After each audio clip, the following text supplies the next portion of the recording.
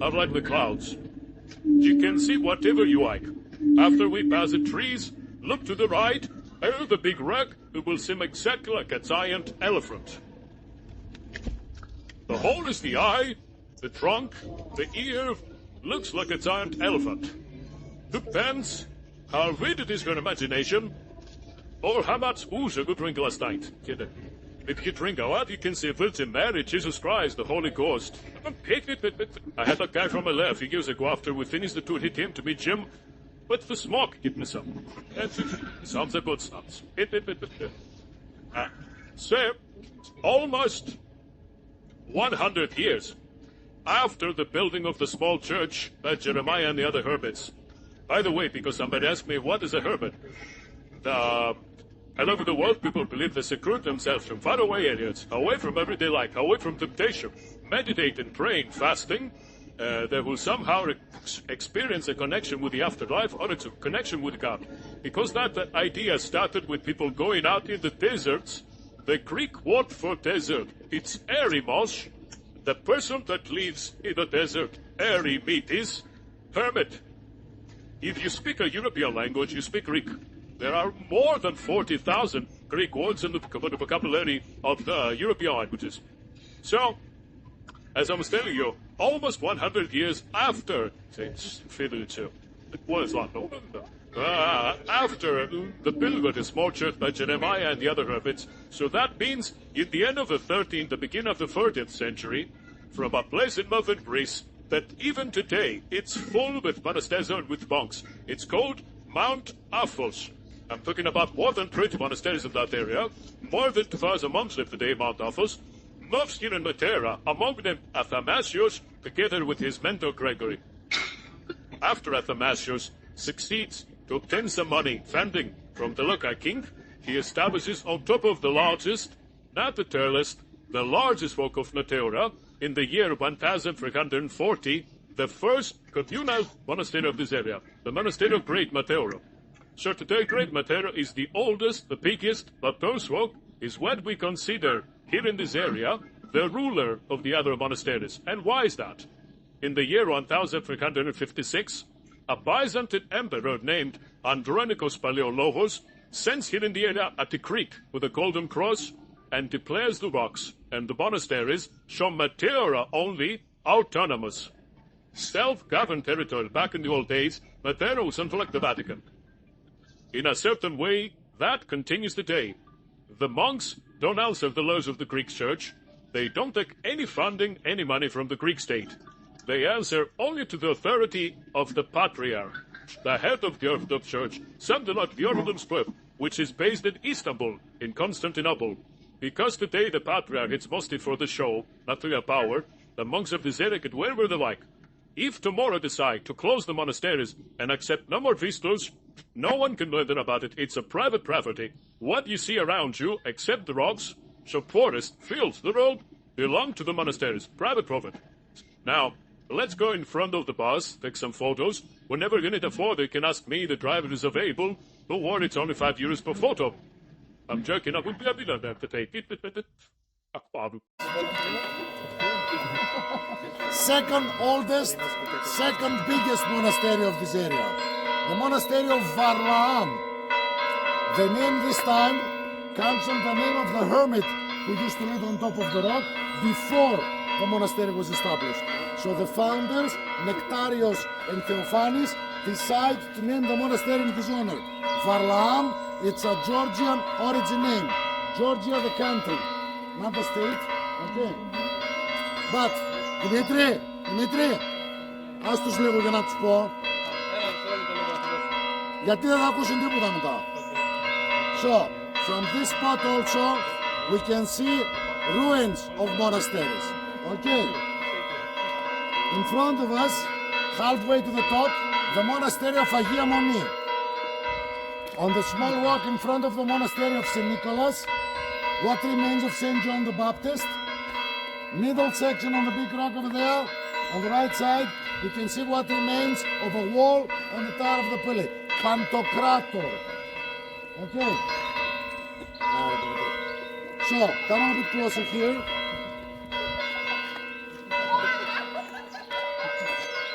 Δεν έχουν ακούσει τίποτα αυτοί πλέον. So, you look at the cave over there. In the top area of the cave, you can see wooden platforms. There are 14 different levels of platforms inside that cave. This is what we the locals call the prison of the monks. It was not a prison. Every monastery had rules. One was considered that a monk broke some of the rules of the monastery. He was taken there, lifted up with ropes on a platform, a few days, small amount of food and water to seek penitence. Something like a punishment. Most of the times, actually, more than 90% of the times, the monks willingly went there. Because living inside the monastery is like you're living in a small community. Sometimes between the monks, frictions, problems will appear. So when a monk felt that he was, let's say, in a spiritual impasse, he used to go there to be alone, away from the others, so he can meditate and pray without having nobody around him to distract him. That's why I told you it was not a prison. That's the name that we, the locals, gave to that place. Let's call it an isolation area for the monasteries, a quiet place. Okay. A man cave. So, let's take some photos now. You want photos here? You want a photo here?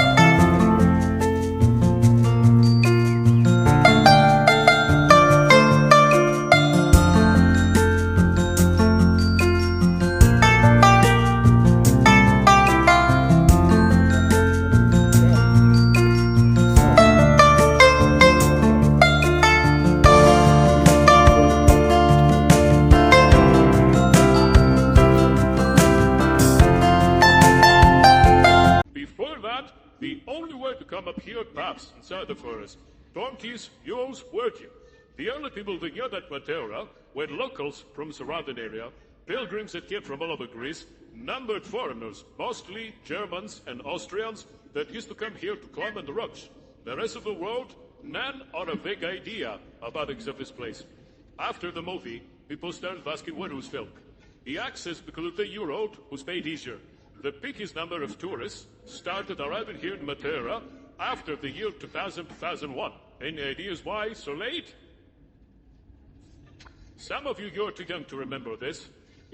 For the ones that you remember, 2000-2001 was the point when internet started becoming faster, easier available to people in countries all over the world. Visitors like set up in the social media. Visitors like you started posting images, videos of Meteora, made Meteora more worldwide. Believe me that even today, after so many years, having so many million visitors, still exist people in countries all over the world. When they talk about Greece, the only thing that they know, the sea, the sun, the islands, Santorini, Mykonos, Crete, all the few things about the Acropolis. They don't know that there's something like that existing in the middle of Greece. So we didn't really get the full potential of the visitors in this area, even if back in 2019, before the COVID, in 1 year, we had 2.5 billion visitors.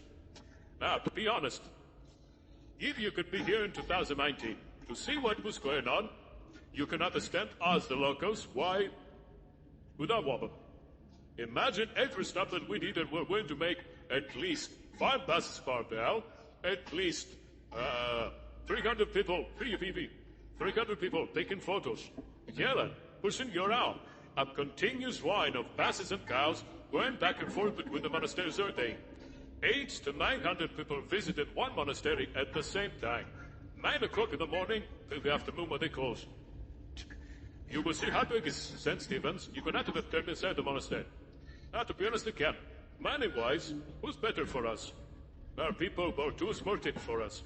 The experience that we had back in 2019, compared with the experience that people have today, or 2022, 2023, because still, even this year, are the effects of the after effects of the COVID.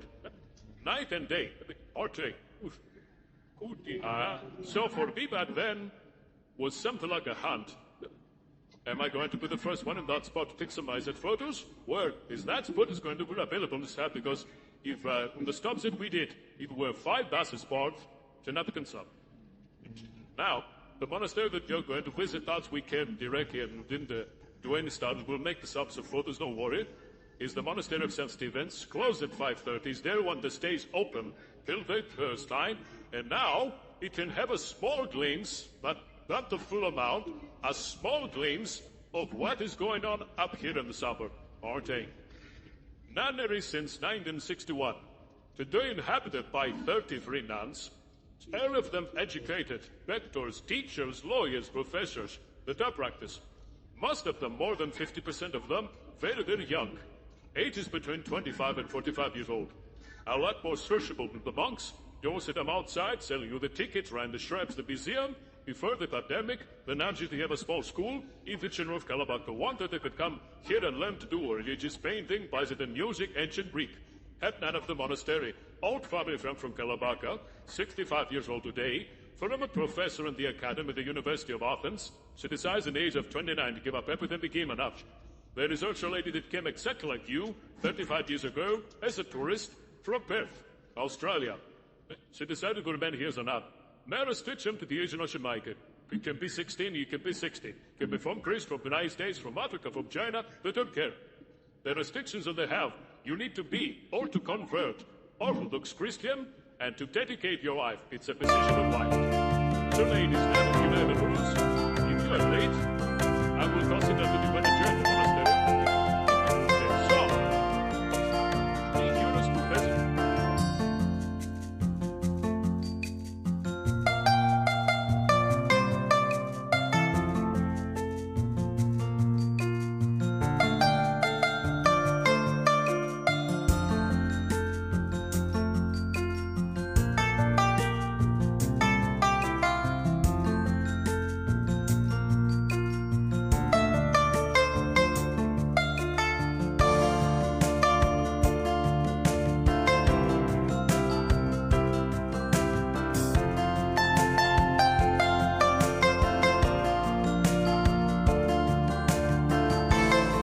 That valley, 60 million years ago, used to be the bottom of a lake.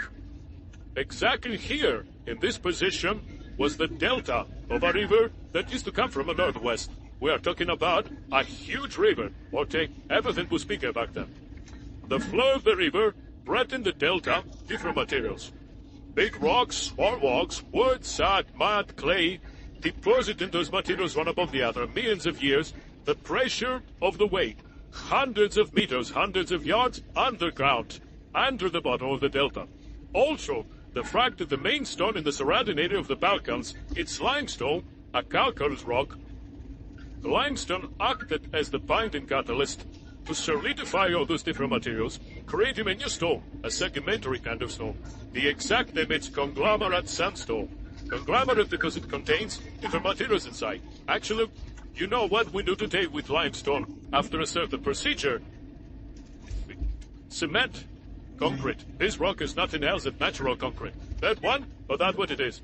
Around 3.5 to 4 million years ago, because of the movement of the tectonic plates of the Earth, Greece is exactly on top of the binding of the European plate and the African plate. Actually, the African plate goes under the European and pushes the European up. That's what actually been the earthquakes here in Greece. So a big earthquake 3.5 million years ago made the mountains on the east side of the valley to crack and start opening slowly, millions of years. From that opening, the water of the lake starts to drain. Again, because of the movement of the plates, all the bottom of the delta, at least 60 kilometers to the northwest, that's 35 miles, it's pushed up. That as the bottom was rising slowly, the flow of the river used to come from the northwest. Instead of deposited materials, now started washing away the extra materials. Soiled, soft part of the rock, remaining only the core, the hard part of the rock, and the moment the rock was uncovered, started the erosion of the wind. And the ice, mostly the ice that carved the rocks as you should obtain. In some places on the rocks, we can find fossils. Fishes, cells, water plants, freshwater fish and plants. That's the proof that it was created in a bottom or lake, at the bottom of the sea. Not a rare rock, very, very common rock. You can find it all over the world. It's created even today, as we speak, bottom of the lakes, bottom of the seas, bells of the rivers. Same rock you can find in a place close to Florence, in Italy, that is called Dolomiti. Teramites. Same rock outside Barcelona, in Spain, the place is called Montserrat, Dented Mountain. Now, the big difference between Dolomiti, Montserrat, and Meteora is that in those two places, we have relatively small pieces of rock, 40 to 45 meters each. That's 120 to 140 feet each. Many of them, one above the other, creating some rock hills, mountains. The uniqueness of Meteora, you see it with your own eyes. Here we have monoliths, solid pieces of rock. The tallest one, you will see it, it's 420 meters, 1,260 feet from the level of the ground. It's a unique geological phenomenon all over the world. The exact translation of the word Meteora, which I told you during the name of the rocks, nothing else. Meteora, it's in plural, many. Meteoros, one, in Greek means the one that doesn't have a good support. The one who is suspended, the one who floats between sky and earth. From that word derives the word meteorite. The name was given to the rocks by Athanasius, the person that I told you that established the first monastery. So till the 13th century, the rocks didn't have a name. Athanasius named the Meteora because standing on top of this rock, a foggy day, so when the atmospheric pressure was high, the fog stayed above the forest, covered in the forest, so she could see only the top of the rocks floating in the clouds. Sounds pretty, it is. I will show you some photos. But believe me, that is the worst weather condition that you can have the misfortune to come here. Because, like this morning, fog covers after a point everything, and I start saying to visitors like you that behind this white fog is the Eiffel Tower, the Tower of Pisa, the Statue of Liberty. I can say whatever I like, nothing to say anyway. The war stores. Now, unlike Astraki, that I told you that is a new village, 200 years old, Kalapaka, as a place of living, it's a very, very old place. Dates back to the ancient poet Homer, 5th century BC, the one who wrote Iliad and Odyssey. It's actually mentioned in some passages in Iliad that 4 warriors from the ancient town of Aegina went to fight on the Trojan War. Kalapaka used to be the ancient town of Aegina. A lot later, in 5th century AD this time, during the Byzantine Empire, the Byzantines changed the name of the town, they gave to the place a Christian name, and they called it Stayes. And after the falling of the Byzantine Empire to the hands of the Ottoman Empire, that happened in the 15th century, the Ottomans, the Turks, changed the name of the town again. They gave to the place a Turkish name. As you can see, every 1,000 years, we change the name of the town. Not to get bored. So they called it Kalebak, not Kalabaka. Kalabaka, it's a paraphrase of that name that we use today. Kalebak in Turkish means look the castle, see the fortress. Probably the Ottomans came into this area to conquer this place, show the rocks, or the monasteries on top from far away, and they thought it was a castle. And they started, look the castle, look the castle. So remain the name of the town, look the castle. Small town today, 11,000 people population. Most of them occupied with tourism, guest house, hotels, cafeterias, restaurants, travel agencies. More than 80% of the population of the town is occupied with tourism. I'm not sure if you noticed, but you will see now as we go again closer. The buildings of this town are relatively new. They're all buildings. The reason is that back in 1943, Second World War, as a retaliation to some hits, the resistance, the partisans of this area, did to the Nazis burned the town of Kalabaka to the ground. Survives only a very, very old church, the one that we're going to visit now, because the locals knew the value of that church. They came down from a high place and extinguished the fire. All your small part of the church was affected, you will see it. For practical reasons, the Nazis kept in the outskirts of the town a small inn for the soldiers to stay inside, one house for the headquarters, the officers. Today, the only one that survives from those two is the one which was used as headquarters. It's a building of 1933. My house. I'm not joking, it's my house. What? My grandfather was a first-generation Greek, raised and born in the United States, New Hampshire, Manchester. In the Big Depression, 29, they sold everything in the United States, returned back home here in Greece, built a house, the house survived the war, my grandfather didn't. 6 days after the bending of Kalabaka, he was caught helping the resistance, executed on the spot. Like beautiful news. But I can say to you today that I live in the oldest house in the area. Wow. And that's also why probably sounded strange that the Greek guy who's introduced to you as Jim. Yeah. Now, you need to know that Greece is the country with the largest consistency in the religion. 96-97% of the population are full of Christians. That means that all of us, we are baptized, and to be baptized, they need to give you a Christian name. Hello, protector saint, a patron saint. I was baptized Dimitri. The translation is Jim. It's an ancient Greek name from the gods of agriculture, Meteora, but also it's a very important Orthodox saint. The problem was that when my parents came back home and started calling me Dimitri, my grandmother, widow, 4 children, in the middle of the war, very, very strong woman, she was like, the name of his granddad was Jim, not Dimitri. No one called me Dimitri again. You don't argue with Greek ladies. Actually, let me correct myself. You don't argue with ladies. Dear. Yes, honey. Now, the church that we're going to visit, it's built exactly on the base of the Paris rock of Meteora. So when we will exit the bus, you will have a piece of rock above your heads, standing 1,360 feet. That's for 120 minutes. Don't worry. At least for the past 1,000 years, that we have written proofs from the monasteries and the hermits, no earthquakes in this area. In the surrounding area of Greece, at least 3-4 per day. In this area, not a single one. The only actually registered fall of a rock from Meteora happened in 1958, so recently, and it was not because of an earthquake, it was because of the ice. What happened? Huge piece of the plate detached a little bit from the main rock. During the winter, rainwater ended inside that crack. Suddenly, during the night, the temperature dropped below freezing point. Water became ice, expanded, pushed the piece down, covered the area of Castraki, because in that area happened 3 days with dust. Scared the hell out of the local people, because it happened in the middle of the night, 3 o'clock. No electricity back then, because of the noise. Everyone thought that all the rocks fall on their heads.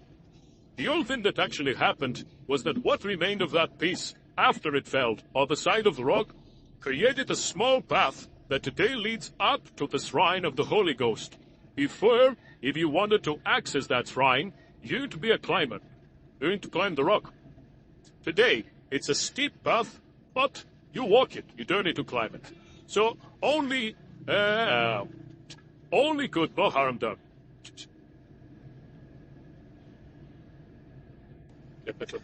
You see that the roads are not built for heavy traffic. We're heading for the oldest part of the town of Kalabaka.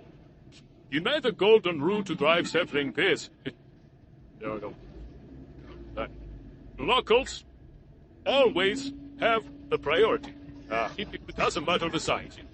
What happens if two locals meet in an intersection? Accidents. We're not bad drivers. We are very, very selfish drivers here. We have the wrong impressions that when we buy a car, together with that car, we buy a piece of the road. And that piece of the road, it's moving together with our car. So wherever we go, it's our road. We can do whatever we like. We can park whatever we like. I like cars. That sounds about right. But nothing. Oh,